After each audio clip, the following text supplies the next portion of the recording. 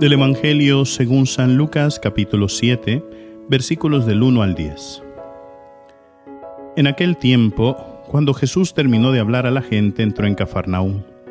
Había ahí un oficial romano que tenía enfermo y a punto de morir a un criado muy querido. Cuando le dijeron que Jesús estaba en la ciudad, le envió a algunos de los ancianos de los judíos para rogarle que viniera a curar a su criado. Ellos, al acercarse a Jesús, le rogaban encarecidamente diciendo: «Merece que le concedas este favor, pues quiere mucho a nuestro pueblo y hasta nos ha construido una sinagoga».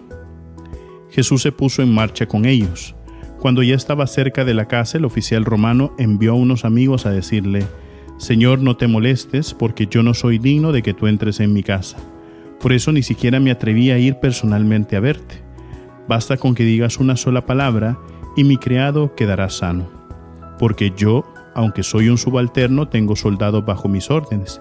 Y le digo a uno, ve y va, a otro, ven y viene, y a mi criado, haz esto y lo hace». Al oír esto, Jesús quedó lleno de admiración, y volviéndose hacia la gente que lo seguía, dijo: «Yo les aseguro que ni en Israel he hallado una fe tan grande».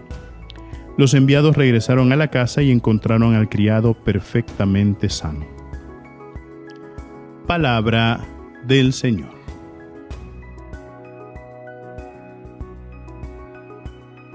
Queridos hermanos, estamos dando inicio a la 24ª semana del tiempo ordinario.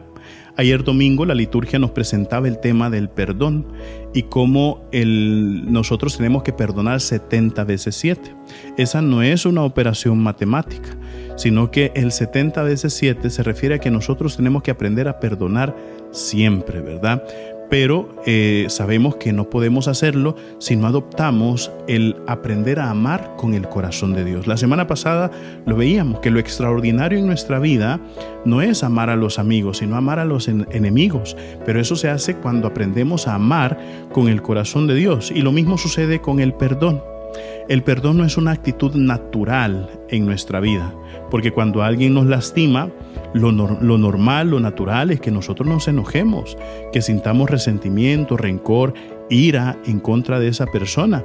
Pero cuando amamos o aprendemos a amar a esa persona, por ejemplo, un familiar nuestro, padres hacia los hijos, personas que son muy cercanas entre sí, el amor que se tienen muchas veces supera ese dolor, ese sufrimiento, esa ira, ese rencor, ¿verdad? Y entonces son capaces de perdonar. Pero cuando es una persona que no es tan cercana a nuestra vida, entonces el perdón no viene a nosotros de una manera natural, ¿verdad? Sino que necesita ese sentimiento sobrenatural que cuando nosotros amamos con el corazón de Dios, es ahí donde nosotros aprendemos a perdonar.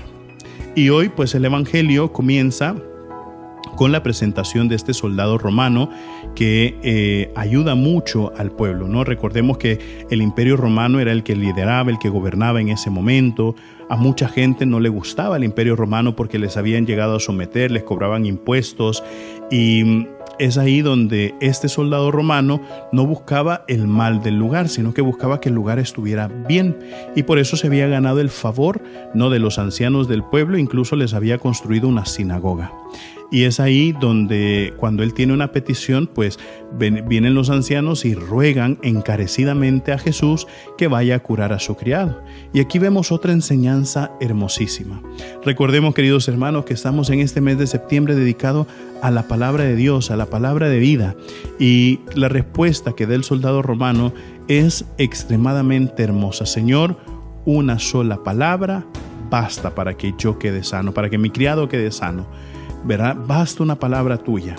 Por eso nosotros entendemos que la palabra que Jesucristo da en nuestra vida, que el Señor da en nuestra vida, no es una palabra estéril, no es una palabra que nosotros obedecemos simple y sencillamente porque tenemos que obedecer, porque no hay otra palabra, sino porque es una palabra de vida que sana, que restaura, que renueva, que libera, que nos levanta.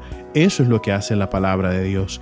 Y por eso, cuando nosotros entramos en la Escritura, creemos lo que dice la Escritura porque es la palabra de Jesucristo obrando en nuestro corazón en la medida en que nosotros lo permitamos. Por eso, Señor, yo no soy digno de creyentes en mi casa, pero una palabra tuya bastará para sanarme.